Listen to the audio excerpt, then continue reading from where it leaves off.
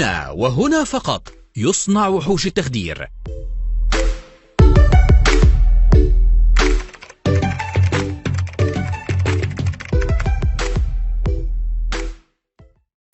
السلام عليكم ورحمة الله وبركاته. ازيكم يا أجمد وأجمل وحوش التخدير في الدنيا كلها؟ يا رب دايما تكونوا بخير وصحة وسعادة وراحة بال وناس جميلة في حياتكم. بنكمل مع بعض في الجزء الأول من مملكة الفخامة والعظمة اللي هو ريليتد للفسيولوجي أوف سينس، اللي هنبني عليه كل النيورو بروتكشن اللي جاية، وهنبني عليه ازاي ندخل في كل حالة من الحالات بتاعتنا. احنا بنتكلم في عنوان الريجوليشن اوف سيريبرال بلاد فلو. خلصنا الفاكتور تماما الحمد لله، وهنتكلم النهارده عن عنوان الاهم الاوتو ريجوليشن ونشوف ايه نظامها، وبعد كده بقى في عنوان اخير الانستيك افكت على النيورو انستيزيا والنيورال بروتكشن. طيب، كلمة اوتو ريجوليشن هي موضوع حلقتنا النهارده، فيها 4 عناوين. العنوان الاولاني الديفينيشن، الامبورتانس، الكيرف بتاعنا بكل التغيرات اللي بتحصل فيه، والميكانيزم اللي بتعمل لنا قصه الاوتو ريجوليشن وتاثيرها على الكيرف. هتقدر تقول ان العنوانين الثالث والرابع دول انتربريتيتنج مع بعض. ناخد الميكانيزم الفلانيه، طب تاثيره ايه على الكيرف؟ يعمل شيفت اوف ذا رايت، شيفت اوف ذا ليفت، او هل في تغير اخر في الكيرف ممكن يحصل؟ الكلام ده هنبدا نحكي فيه لغايه ما نخلصه باذن الله. فهي رحله شيقه جميله، فجو اون، فهنرفع سقف التوقع وهنحلق سماء المتعة، ومش هنربط أي أحزمة أمان، لأن الموضوع كله متعة في متعة بإذن الله.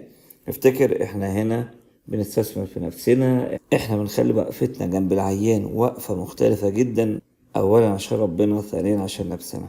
تعالى بقى نبدأ نعيش مع عناويننا النهاردة واحد واحد. يعني ايه اوتو ريجوليشن؟ العنوان ده مش غريب علينا، العنوان ده موجود في الفسيولوجي، في كل شبات الفسيولوجي. انا بقول لك ان في اوتو ريجوليشن اوف بلاد فلو اوف اورجان معين، معناها بمنتهى البساطه زي ما خدنا في المعادله اللي فاتت، هذا السي بي اف يتناسب طرديا ويعتمد اساسا على المين ارتيريال بلاد بريشر، فكل ما يزيد المين ارتيريال بلاد بريشر هيزيد السيريبرال بلاد فلو، صح ولا لا؟ والعكس صحيح، ان كل ما يقل المين ارتيريال بلاد بريشر هيقل السيريبرال بلاد فلو. طب ده حاجه حلوه ولا وحشه؟ لا، حاجه وحشه بصراحه. ليه؟ في الاحتماليه الاولى ان زاد المين ارتيريال بلاد بريشر، اللي هو المين كومبوننت بتاع السيريبرال بيرفيوجن بريشر، اللي هو المين كومبوننت بتاع السيريبرال بلاد فلو، هيدخل دم كتير، لكن هيؤدي الى زياده الاي سي تي من ناحيه اخرى. طب لو قل هذا المين ارتيريال بريشر هندخل في هايبو برفيوجن للبرين.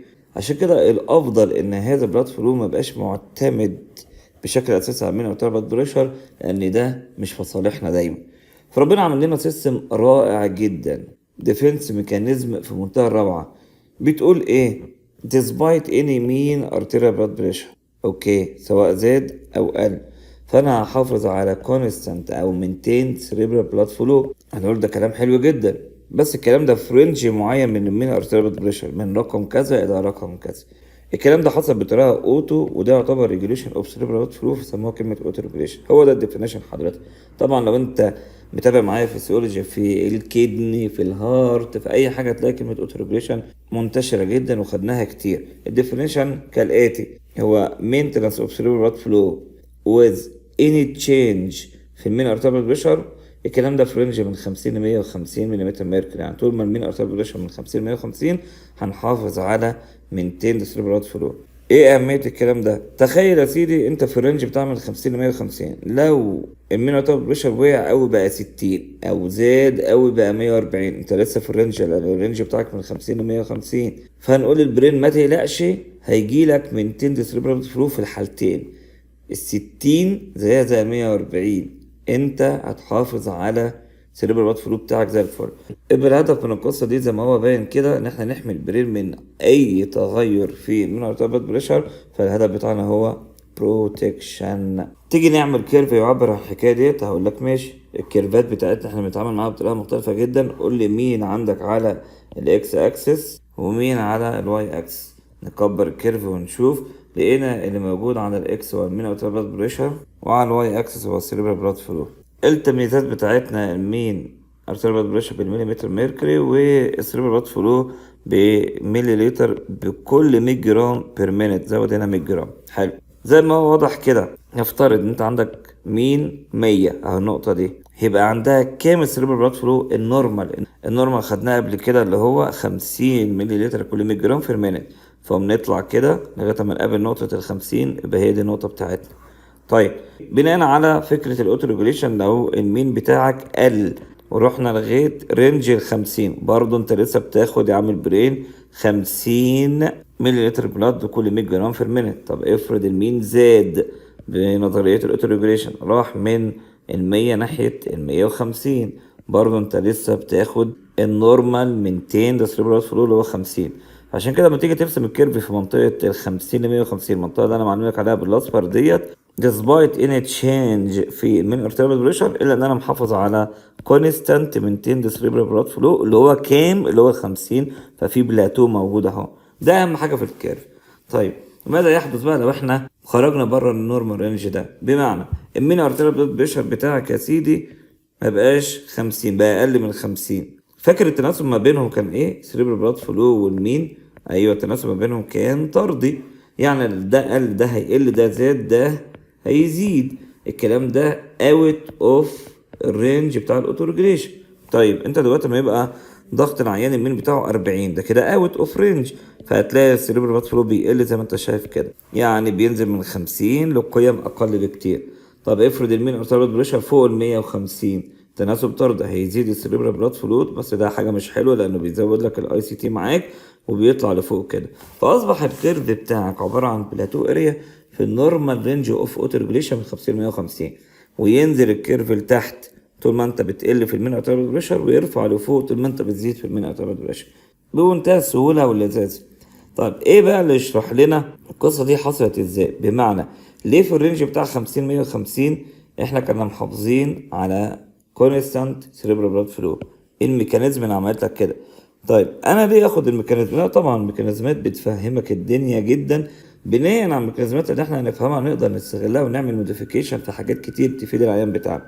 ندخل على العنوان الرابع اللي هو الميكانيزم. تلخيص للتكست بوكس كتير اتقدمت له بوصفة سحرية على طبق من ذهب ساعدته ينجز. هتلاقي ان الميكانيزم برضه خدناها قبل كده في فيسيولوجي في اماكن كتير، كان في انترنسك ميكانيزم اكسترنسك. يبدو من الصوت كده الكلام على الانترنسك لان دي اللي انا معلم لك عليها، والاكسترنسك هتيجي ليتر اون. طيب عناويننا في الانترنسك في حاجه اسمها مايوجينيك، حاجه اسمها ميتابوليك، وزي ما قلت لحضرتك قبل كده دول مش اول مره يتاخدوا، سمعناهم في الكدني على الاقل مره. مايوجينيك من اسمها كده، مايو يعني عضلات، وانت بتتكلم عن عضلات من هو في عضلات في البرين؟ لا بتكلم عن البلاد فيزل سموث ماسل بتاع البرين، هي دي اللي هتلعب دور ابن لذينه وقوي جدا جدا في حكايه الاوتوريجوليشن. ميتابوليك يبدو ان هي لها علاقه بالميتابوليزم بتاع البرين سيلز، وهنشوف الاثنين بالتفصيل دلوقتي. تعالى اقول لك المايوجينيك. ناخد مثال لتشينج في المين ارتيريال بلاد بريشر، مكتوب لك بي بي يعني ارتيريال بلاد بريشر وانت فاهم ان هو المين، وهنشوف التشينج اللي هيحصل قصاده في السيريبرال بلاد فلو.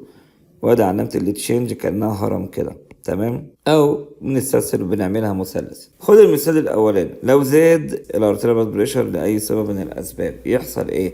الزياده دي بتعمل لك ايه في الوول بتاع البلاد فيزل؟ بتعمل لك ستريتش اوف ذا وول. الاستريتش ده يعني تشده في جميع الاتجاهات، يقوم يعمل لك انكريز كالسيوم ريليز. الكالسيوم ده هيطلع منين؟ يطلع من المخازن الجميله بتاعته اللي هو اس ار ساركوبلازميك ريتيكولم. يطلع الكالسيوم في العضلات اللي هي اسمه مصر بتاع البلاد فيزل، تمام؟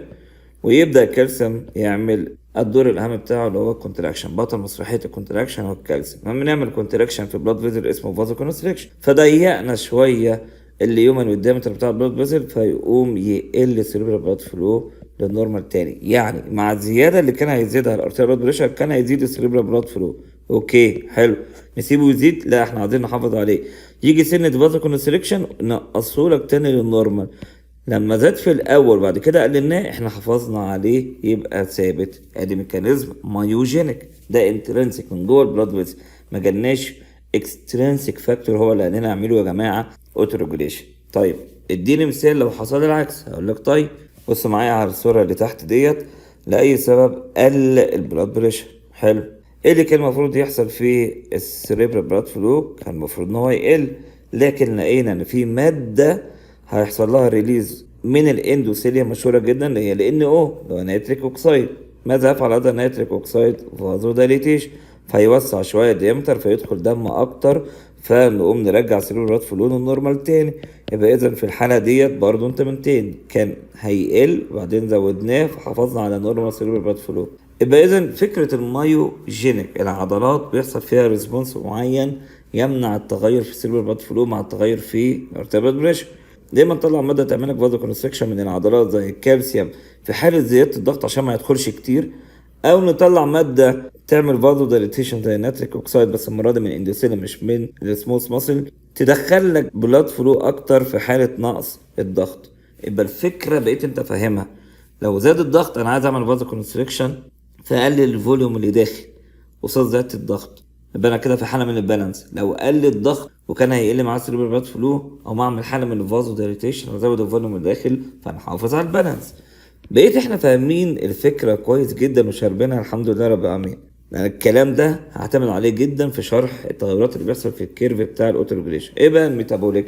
الميتابوليك بمنتهى البساطه الخلايا بتاعتنا الجميله هي كانت بتعمل ميتابوليزم معين، فكان بيطلع سبستانس بكميه معينه بتحكم كميه الدم اللي جاي لها، فانت كان عندك 200 سيربرال فلو. لاي سبب من الاسباب لما يزيد الميتابوليك ريت بتاع الخلايا دي برين سيلز بقت تشتغل بريت اعلى، هيطلع منها مواد هتقول لي البلاد سيستم بتاعها انا محتاجه دم اكتر، زادت كميه الايه الريليز اوف سبستانس اهيت اللي هي لونها اصفر اهي بدات تطلع وتقول انا محتاجه دم، نعمل ايه؟ نعمل فازو دايليتيشن.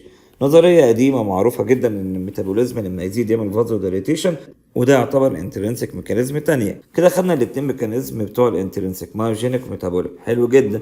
نيجي بقى الفيديو كله بيتكلم عن العلاقه بين الانترنسك ميكانيزم على وجه الخصوص المايوجينيك، انا واضح جدا في كلامي، وتاثيرها على الكيرف اللي احنا خدناه اللي هو العلاقه او الانتربريتيشن بين الكيرف وبين الميكانيزم اللي اسمها انترنسك اللي اسمها مايوجينيك. ليه بناخد كده؟ وارد جدا وانت قاعد في لجنه اورال لو على مستوى الامتحان، انا هنا بجهزك على مستويين اتنين، المستوى الشخصي ووقفتك جنب عيانك تبقى احسن حد جدا بفضل الله، وحش الوحوش واقف جنب اي عيان وهتكون انت اضافه للعيان ده بفضل ربنا وكرمه علينا، وتبقى داخل اي امتحان انت بتتكلم وانت حاطط رجل على رجل من جواك وبتعدي امتحانك بصباع رجلك الصغير، وهذا من فضل الله. ده كورس بتاع وحوش التخدير، وربنا ينفع الناس كلها يا رب بالعلم اللي عندها. في السلايد رقم 21 هنبدأ نتكلم مع بعض على العلاقة بتاع الانترنسك مايوجينيك ميكانيزم وهذا الكيرف. فاكر الكيرف ده ما كنت بشرحه لك بقول لك انت في رينج 50 ل 150 انت عندك بلاتو، بالظبط كده. ايه اللي يشرح لك البلاتو ده؟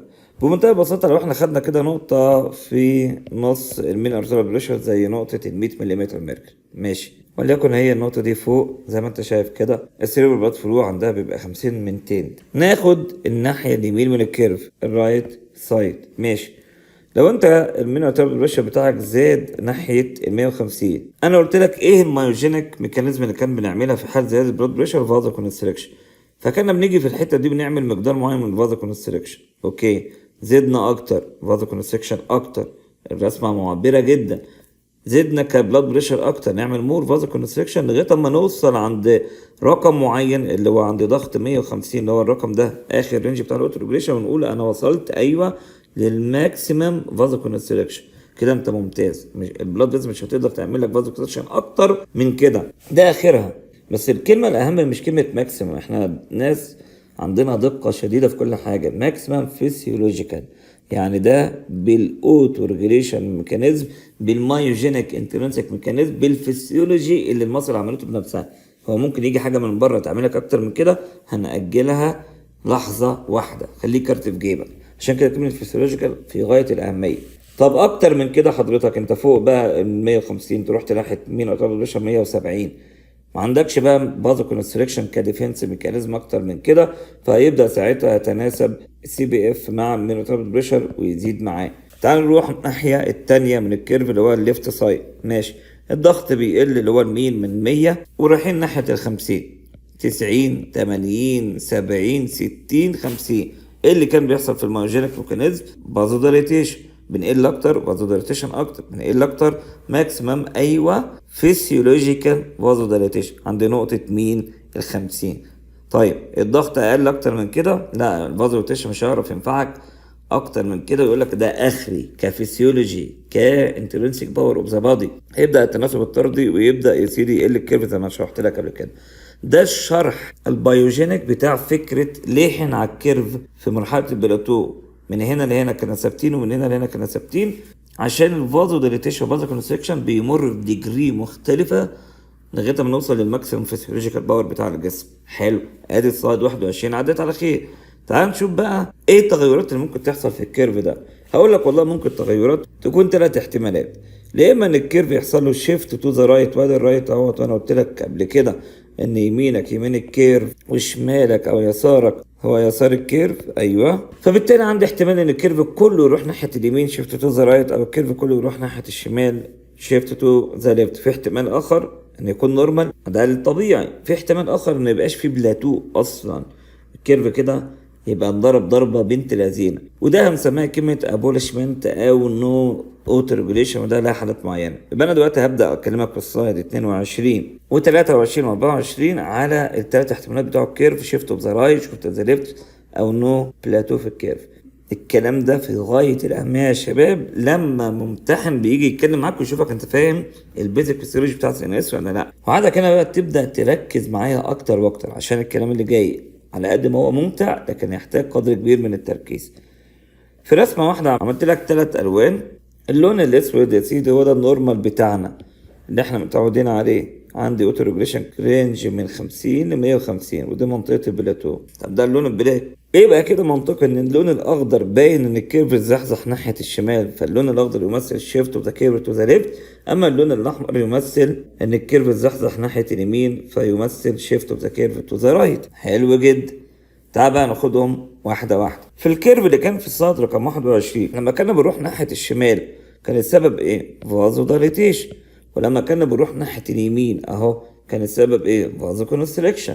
خليك فاكر الكلمه دي لسه قايلينها حالا. ناخد الاول شيفت اوف ذا كيرف تو ذا ليفت. فاكر لما كنت بقول لك ايه اللي بيخليني اقف عند من ارتباط بريشر رينج 50 ان انت وصلت للماكسيمم فيسيولوجيكال فازو دايليتيشن؟ ايوه، نفترض ان انت جيت اديت ادويه تعمل لك مور فازو دايليتيشن، وده ينفع؟ ايوه، دايما الفارماكولوجيكال باور اكبر من الفسيولوجيكال باور، وده مش غريب خالص. اللي يخليك في حاله ان ضغط عيان يقع الفسيولوجي بتاعه والكومبنسيشن ميكانيزم خلصت ومش قادره تمنتين نورمال بلاد بريشر، بتدخل بادويه ترفع الضغط.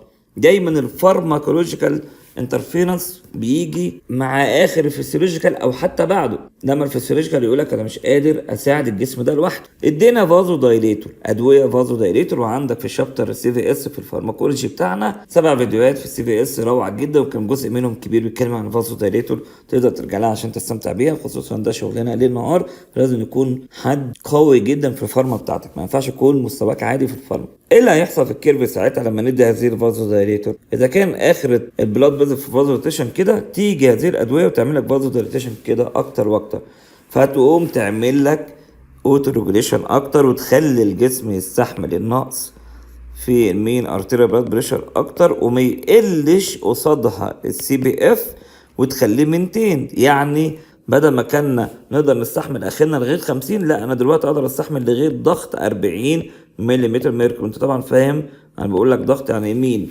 حلو، لكن هي كمان لها ماكسيمم ولها اخر. اول ما تجيب اخرها يتطبق نفس القاعده اللي حطيناها قبل كده، اي نقص في الضغط بعد كده هيؤدي الى نقص في السي بي اف قصاده. ماشي، طب هي دلوقتي زحزحت لك الكيرف كله ناحيه الليفت. هل بدايه الكيرف زي ما هو؟ بمعنى هقول لك ليه الكلام ده محدش بيدخل معاك فيه، لكن انا عايزك تبقى فاهمه عشان نفسك تبقى فاهم كل حاجه حلوه قوي. ليه الكيرف ما بداش من النقطه دي يا دكتور مجدي من عند ال 150 لل 40؟ يعني ليه ما بقاش الاوتو ريجوليشن كيرف من 40 ل 150، لكن انا بقول لك بقى من 40 ل 140 مثلا؟ هقول لك ليه. لان احنا كنا بنعتمد لما يزيد من ارتباط بريشر على ميكانيزم اسمها فازو كونستريكشن. دلوقتي العيان ده بياخد ادويه فارماكولوجيكال بتعمل فازو دايليتيشن. باور اوف البادي ان هي تعمل فازو كونستريكشن هتقل لان بقى في منافس اقوى بكتير بيمشي الجسم في حاله فازو دايليتيشن اكتر. فمنتهى الصراحه الماكسيمم فيسيولوجيكال فازو كونستريكشن مش هتكون هي مش هي اللي تقدر توصل لك انك تستحمل ضغط لغايه 150. اخرها هتوصل لك انك تستحمل او 200 السي بي اف لغايه 140 بس، مش اكتر من كده. لان ان جنرال فازو كونستريكشن اقل لان انت بتاخد ادويه اسمها فازو دايليتور. حلو جدا، وده اللي خلى الكيرف كله يروح ناحيه الليفت زي ما انت شايف كده، واصبح الاوتو ريجوليشن كيرف بقى يلعب في رينج من 40 ل 140. فنقدر نقول عشان نخلي الكلام كلينيكال ان عيننا دلوقتي اللي ماشي على فازو دايليتور كان tolerate يستحمل more hypotension صح but can't tolerate more hypertension. بقيت انت فاهم دلوقتي انا اقدر استحمل شويه هايبوتنشن اكتر عشان انا الكيرف كله راح ناحيه الليفت. طيب ناخد بقى يا سيدي شيفت اوف ذا كيرف تو ذا رايت. سيتويشن تاني، تخيل دلوقتي معايا ان عيانك عنده كلينيكال باثولوجي زي كرونيك هايبرتنشن، وخلي بالك من كلمه كرونيك ديت، او في حاله من الهيموريج. ماشي، ايه اللي بيحصل في الكرونيك هايبرتنشن والهيموريج؟ ان الجسم بيدخل في فازو كونستريكشن، او ان العيان بتاعنا بياخد ادويه بتعمل فازو كونستريكشن، يعني فارماكولوجيكال فازو كونستريكشن. فاصبح عندي حاجتين، يا اما باثولوجيكال فازو كونستريكشن او فارماكولوجيكال. هل ده اقوى ولا اضعف ولا زي الماكسيمم فيسيولوجيكال فازو كونستريكشن؟ بنفس الفكره اللي انا لسه قايلك عليها، يبقى اقوى بكتير من الماكسيمم فيسيولوجيكال. بمعنى عيان ضغطه بقى 160 في النورمال كناش بنستحمله، ونبدا الكيرف بتاعنا يعلى اللي هو اللون الاسود ده، ويحصل ابورد دايركشن في الكيرف. ليه؟ لان الميكانيزم اللي كانت بتخلينا نستحمل هذا الهايبر تنشن كان اسمها فازو كونستريكشن، كانت وقفت لغايه هنا. لما العيان ياخد دواء، خلينا مثلا في الاكزامبل بتاع الفارماكولوجيك، ياخد دواء يعمل فازو كونستريكشن اكتر، عارف ده معناه ايه؟ يقدر يستحمل ويعمل فازو كونستريكشن اكتر واكتر.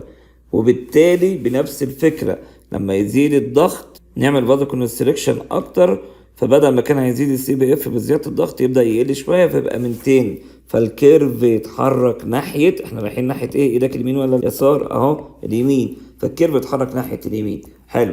حتى عيانه بتاع كرونيك هايبرتنشن، بس اسمع الكلمه دي، اللي هو بياخدش علاج، اللي عنده باثولوجي اسمه فازو كونستريكشن، عيانه اللي بينزف الجسم داخل في حاله من السمباثيك ديسشارج، فالجسم كله داخل في اوفر شوتنج فازو كونستريكشن، فبرضه يقدر يستحمل الحته دي. يعني عيانك دلوقتي كان توليريت مور هايبرتنشن صح. اكتر من كده لا، انت كده جبت اخرك يا عم الماكسيمم فارماكولوجيكال فازو كونستريكشن او ماكسيمم باثولوجيكال، وبعد كده يبقى تناسب طردي زي ما احنا قلنا قبل كده. يعني عياننا دلوقتي يقدر يستحمل ضغط لغايه كام؟ لغايه 170 يا سيدي، مفيش اي مشكله خالص. لكن برضه عشان تبقى فاهم حلو قوي ومحدش بيدخل معاك في القصه ديت، بدايه الكيرف هتبدا من عند 70 مش 50 لغايه 170. ليه؟ بنفس الفكره اللي انا قلت لك عليها. ايه اللي كان بيشرح لك الجزء ده من الكيرف؟ ان الجسم كان يقدر يعمل فازو دايليتيشن، عيان ماشي على فارماكولوجيكال فازو كونستريكشن او باثولوجيكال، فالباور اوف ذا بادي اوف فازو دايليتيشن تقل، فمبقاش عارف يعمل الجزء ده من الكيرف، مبقاش عارف يمنتين فازو دايليتيشن، فالكيرف كله هيتحرك ناحيه اليمين، ويبقى الرينج بتاعك من 70 ل 170. حلو جدا كده، الحمد لله خدنا اسباب الشيفت اوف ذا كيرف سواء رايت او ليفت، وعرفنا القصه كلها. تعال اقول لك نقطه على عيانك لو عنده كرونيك هايبرتنشن. ده عيان ضغطه يا سيدي 160 على 95، فتيجي تعمل يمين ارتباط بريشر تلاقيه 117، تقول الحمد لله ده كده في النورمال رينج بتاع الاوتو ريجوليشن من 50 ل 150. اما لو عيانك عنده هايبر تنشن، فهنا بس تسال نفسك حاجه من اتنين، ده اكيوت مش هيلحق العيان ده يحصل ايه شيفت في الكيرف بتاعه، لان لسه ما حصلش لخبطه في الميكانيزم اللي بتحافظ على الاوتوريجوليشن. لكن اللخبطه تيجي امتى؟ تيجي مع عيان كرونيك هايبرتنشن، يحصل شيفت تو ذا رايت، بس اهم كلمه انه ما يكونش واخد علاج، ما يكونش عامل كنترول لضغطه، ما يكونش ماشي على فازو دايليتور، لان صاحبنا ده لو ماشي على فازو دايليتور، احنا عارفين الفازو دايليتور بتودي لك الكيرف ناحيه الليفت صح ولا لا؟ كاتب لك اور اذر انت هايبرتنشن تريتمنت. يبقى في نقطه معينه انت بتاخد هيستوري من عيانك وتقول له عندك ضغط يا فندم، يقول لك ايوه، بقاله كام سنه؟ بقاله 20 سنه متظبط، يقول لك زي الفل. تيجي تقيسه ليه ولا متظبط ولا اي حاجه، تسال الريلاتيف يقول لك مش متظبط على طول، ايا كان السبب، اذا كان نون كومبلاينس من العيان ما بيحبش الادويه، او الادويه بتاعته مش عامله التارجت افكت بتاعها، ما راحش غير العلاج ومشي على نفس العلاج وبيحسب ان هو كده تمام، او ايا كان السبب، ضغطه مش متظبط، تبقى عارف ان عيانك ده كرونيك هايبرتنشن، الكيرف بتاعه يبقى شيفت تو ذا رايت. ده معناه ايه؟ ان عيانك ده يقدر يستحمل ضغط عالي لكن ما يقدرش يستحمل ضغط قليل. وده اللي انا كاتبه لك، هو ان البيشنت ده اللي هو not control cannot tolerate low normal mean arterial pressure، يعني عند mean arterial pressure 60 مش هيعرف يعمل اوتو ريجوليشن، 50 مش هيعرف يعمل اوتو ريجوليشن اكتر واكتر، هو بيبدا من عند 70، فلازم تحافظوا على مين ارترال بريشر عالي شويه. خلي بالك الكلام ده ينطبق على البرين بس؟ لا، برين كدني الاوتو ريجوليشن نفس الفكره، انت فاهم الافكار، لكن هو يقدر يستحمل الضغط العالي زي ما قلت لك. طيب نيجي بقى اخر شكل من اشكال الابنورمال بتاع الكيرف. ايه رايك في السلايد رقم 24 كده؟ تقول لي انت الكومنت بتاعك على هذا الكيرف اللي انت شايفه قدامك. تاني برضو نفس الاكس اكسس بتاعنا ونفس الواي هو، لكن انت ملاحظ ان الكيرف ماله بص كده بقى ستريت. فين اهم جزء في الكيرف؟ فين البلاتو؟ مش موجود. البلاتو ده هو الجزء اللي كان يعبر عن الاوتو ريجوليشن، يعني مع التغير في الضغط من رينج 150 ل 150 كنت انت بتلاقي الاوتو ريجوليشن كده، بتلاقي السيريبرال بلاد فلو ثابت عند النورمال. فين الجزء ده؟ مش موجود سعادتك. يعني حصل ايه؟ حصل ابوليشمنت، حصل ديس ابيرنس لهذه الاوتو ريجوليشن ميكانيزم الرائعه. قبل ما اقول لك ايه الاسباب اللي تدخلنا في كده، اقول لك النتيجه ايه الريزلت بتاعتنا. من الكيرف اللي انت شايفه كده، لو انا خدت نقطه زي 100 ملم ميركوري كمين ارتباط بريشر اللي هي النقطه ديت، وكان عندها احنا نورمال سيريبرال بلاد فلو 50 ملل لكل 100 جرام بير مينت. حلو. لو قلينا عن ال 100 ورحنا ناحيه ال 50 اهو او اقل من كده، طول ما انت بتقل التناسب طردي فالسيريبرال بلاد فلو بيقل. طب طول ما انت بتزيد برضو التناسب طردي فالسيريبرال بلاد فلو بيزيد معاك. يعني الكيرف بقى ليننج ابورد وداون وورد حسب بقى حاله العيان. ضغط العين زاد هيوصل له سيريبرال بلاد فلو اكتر، ضغط العين قل هيوصل له سيريبرال بلاد فلو اقل. طب ده حاجه حلوه ولا وحشه؟ للاسف اكيد وحشه، لانك فقدت خاصيه رائعه ربنا خلقنا بيها اسمها الاوتو ريجوليشن. فده معناه ان انت تكون مور ميتيكولس مع العيان اكتر من كده. طب ايه اللي يعمل لك الكلام ده؟ 5 حالات كاتبهم لك على الناحيه اليمين اهوت، تعال ناخدهم مع بعض. لقينا ان كل الفولوتايل ايجنت بيعملوا لنا القصه دي ما عدا النيترس حضرتك. يعني عينك لما تفتح له سيف هو الافضل، او مثلا حاجه تانية زي الايزو او الديسكلورين، تبقى عارف ان الاوتو ريجوليشن هتتلخبط وهتروح تماما نتيجه الفولاتايل ايجنت. ادي اول حاجه. هيجي ببالك سؤال انا طرحته عليك قبل كده، طب لو دام احنا عارفين ان عيالنا اللي هينام انهيليشنال از امينتنس حتى جوه العمليه عيان النيورو هتروح من الاوتو ريجوليشن، كنا بندرسها ليه؟ لا طبعا لازم تكون عارف اساس الحاجه عشان خاطر تبقى قوي جدا وانت واقف جنب اي عيان تحت اي سيتويشن. افرض عيانك مش هياخد فولوتاي، افرض انت في لجنه الامتحان بتاعك كان بيسالك على البيزك بتاع سي ان اس فيسيولوجي ويشوفك لو انت اديت دواء فازو كونستريكتور هيعمل ايه في الكيرف وهيأثر ازاي على الاوتو ريجوليشن، ولو اديته فازو دايليتور ايه اللي هيحصل. فلازم يكون مستعد لكل السيناريوهات. تمام. طيب لقينا يا جماعه ان البريماتور انفانت ما عندهمش الميكانيزم الرائع اللي اسمها اوتو ريجوليشن، لان ده عايزه انترنسيك ميكانيزم زي ما قلت لك، مايوجينيك ميتابوليك. بما انهم بريماتور فاغلب الديفنس سيستم عندهم مش ماتيور انف، مش جاهز لسه. لو حصل سيفير هايبوكسيا او هايبر كابنيا، وطبعا الكلمه الاهم هي كلمه سيفير، وده الاكسبلينيشن بتاعها سهل جدا، لان التيشو اللي بتعملك كده سواء بقى اندوثيليوم يطلع لك ماده زي الناتريك اوكسايد، او الفاسكولار ماسل تطلع لك ماده زي الكالسيوم عشان يعمل لك فازو كونستريكشن. الكلام ده كان بيحصل في الميوجينيك، او ميتابوليزم ونطلع ميتابولايت.